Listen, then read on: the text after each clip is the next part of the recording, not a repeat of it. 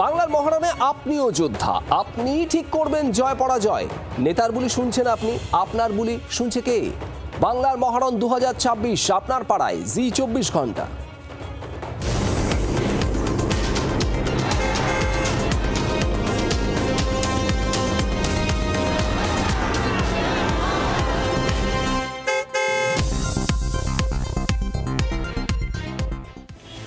নমস্কার, আপনার পাড়ায় 24 ঘন্টা এই অনুষ্ঠানে আজকে আমরা পৌঁছে গেছি বালুরঘাটের ব্যস্ততম থানামোড় এলাকায়। মুখ্যমন্ত্রীর একটা নতুন প্রকল্প, তার নাম যুবসাথী। বেকার যুবকরা এটা পাবে, কতটা দরকার ছিল? বিভিন্ন পরীক্ষার যে এক্সামের যে বইগুলো হয়, বিভিন্ন কম্পিটিটিভ এক্সামের অনেক সেই বইগুলোর অনেক দাম হয়। আমার মনে হয় এটা ডেফিনেটলি এই টাকাটা মাসে 1500 টাকা এবং বাৎসরিক যে 18,000 টাকা একটা যুবককে ডেফিনেটলি একটা নতুন পথে দিশা দেখাবে বলে আমার মনে হয়। যে 1500 টাকার যে ঘোষণা করেছেন, এটা অহেতুক একটা ঘোষণা দিয়েছেন। এই 1500 টাকাতে একটা যুবক তার না পড়াশোনার খরচা তুলতে পারবে, না হাত খরচা করতে পারবে।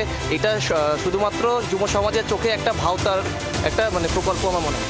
মুখ্যমন্ত্রী মমতা বন্দ্যোপাধ্যায় তিনি কিন্তু যুব সমাজের জন্য শুধু যুবসাথী নয়, তার আগে তিনি চেষ্টা করেছেন যুবশ্রীর মাধ্যমে 1500 টাকা করে, এখনও 1 লক্ষর উপরে বেকার পাচ্ছেন।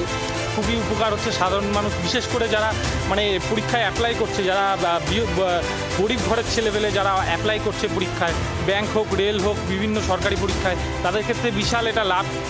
ভোটে মোটামুটি বেসিক্যালি এটা ভালোই প্রভাব পড়বে, কারণ মমতা বন্দ্যোপাধ্যায়কে যে যুগান্তকারী পদক্ষেপটা নিয়েছে, যে যুবকদের ক্ষেত্রে খুব ভালো পদক্ষেপ এটা।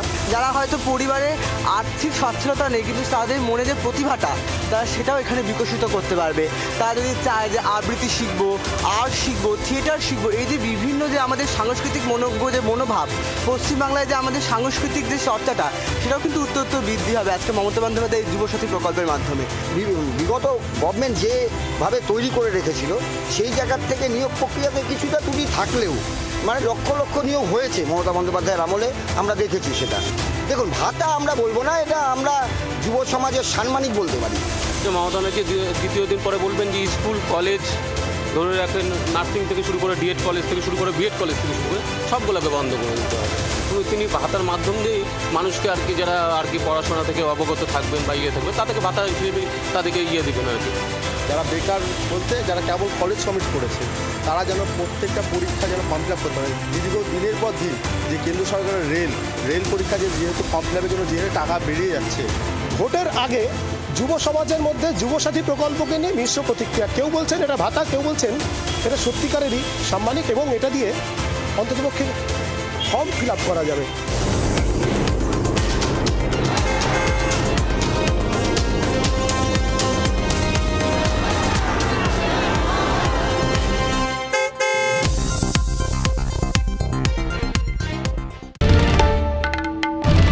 বাংলার আওয়াজ, বাঙালির আবেগ, জি 24 ঘন্টা।